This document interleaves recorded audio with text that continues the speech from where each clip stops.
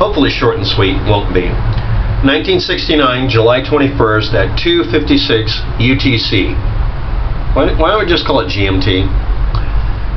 Moon landing. Erased tapes. Nixon. Moongate. The Moonanites. Slow scan TV signal was recorded on telemetry data tapes as a backup, only if real-time conversion of the broadcast failed, because it was supposed to be a live broadcast, because it's easier just to let literally the majority of people watching it see it. A very huge number of people watched this live broadcast. Please tell them they didn't see what they saw. Bullshit. So anyway, here we go. Since it didn't fail, and the NTSC standard TV broadcast being recorded on videotape recordings in the 1970s, which were new but were available, and every single news station recorded it, unless they were stupid, ABC, or erased it, ABC.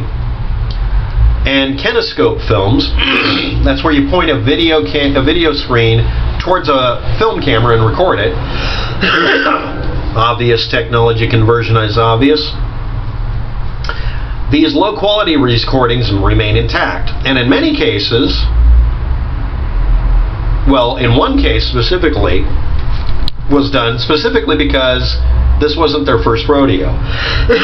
The data tapes were recorded only as a backup. That's all. Preservation of it was not deemed a priority because everyone saw the broadcast. Because at the time, I don't know if you know this, in the 1970s, people seeing things for themselves was more important than playing it back over and over and over again for 50 freaking weeks after an event. CNN and September 11th.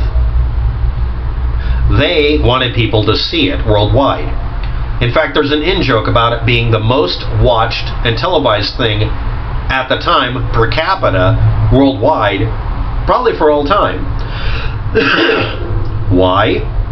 Because it involved all of us, the entire planet. Even if landing on the moon really was just all about flexing muscle and potentially, militarizing the moon or claiming it,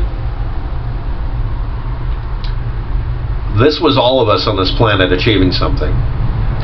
There's even an in-joke on the TV show Doctor Who, where he explains, look at this alien, I want you to watch this. See this recording? Everyone on the planet's going to be watching this. And we're going to insert this little sequence in here. You should kill us on sight, says the alien. And they have to leave the planet because subconsciously, everybody who was alive at the time tells the silence, bang. They're all just killed off. They can't hide anymore because they've given an overt command to humanity to kill them. Now, why is this important? The whole reason for that episode having that notation is that if you just take the recording that was made that day, that was being played back over and over again, NTSC recordings and film, and just play it back, everyone has literally seen exactly the same thing that was seen then. If you edit it in any way, you're altering history. Yeah, I have an objection to not having this information perpetually available at all costs. Not because I think there's a secret message to kill off the silence monsters. Or is it? In the years immediately following the mission, no one thought to use the recording because it wasn't television compatible. Nobody was requesting it. They weren't even getting requests from college students as much as they were. People weren't interested anymore because it was over. We'd done an achievement. Do you have the blueprints for the Nina, the Pinta, and the Santa Maria? Do any of you ignore the write-up and the peer review of figuring out how big the Earth is and that it's round, done by Astrofenes, or whatever his name, Clastrofenes? You'll have to look that up. Eureka, running naked through the streets. Do you? Do you have the original Doctor Who episode recording?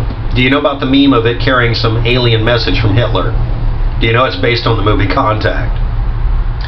Do you get history confused a lot? Obvious. In the years afterwards, it's likely the tapes were erased and reused, which was a standard procedure at the time because they weren't easily transcribed to anything else. They included compression and modulation and blah, blah, blah in them that had to be decoded.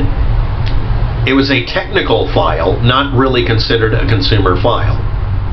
But the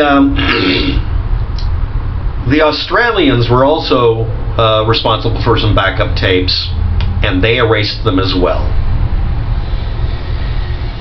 Because it was standard procedure. It's an expensive tape you can reuse.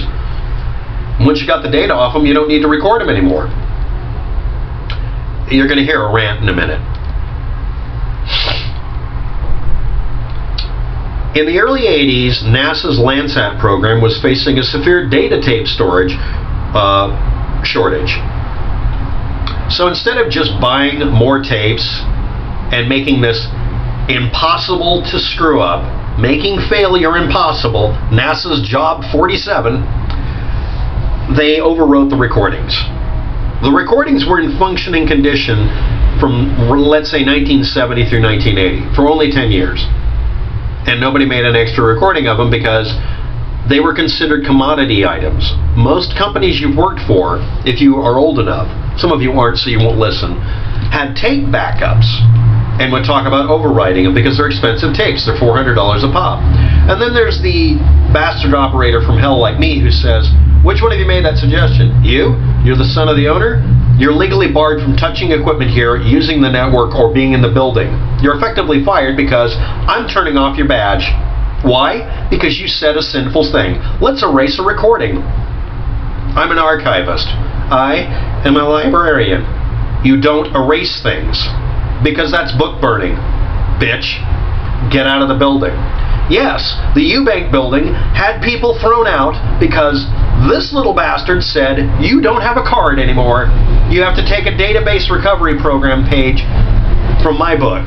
I made them take a course in data recovery involving tapes. You know what they did? Most of them didn't pass the class or were able to do it, and they all begged me, I'm sorry, I'll never say that again. Yeah, you uttered the words erase the tapes, Nixon. So they had to wear a I love Nixon or I voted for Nixon badge for the next year. So everybody knew not to trust them with a freaking floppy disk. I want to work at NASA to shame people into not erasing history because they're dumb fucks. Clear? Good. See also Ampex FR900 tape drives, and the fact that after they were no longer produced, sort of like the Betamax tape you don't have anymore, data recovery was impossible. I once got paid $500 for taking an 8-inch floppy disk and recovering one damn book off of it. The original version of it. I had to photograph it,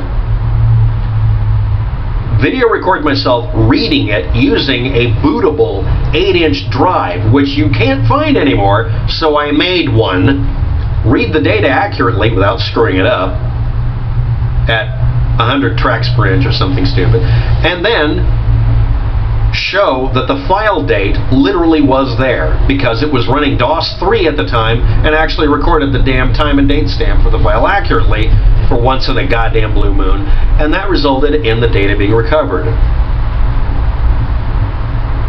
That's why I have an attitude on this. That's why NASA is always wrong and I'm right. That's why a lot of you object to this. Thanks for watching. Have a good day. Good luck with that.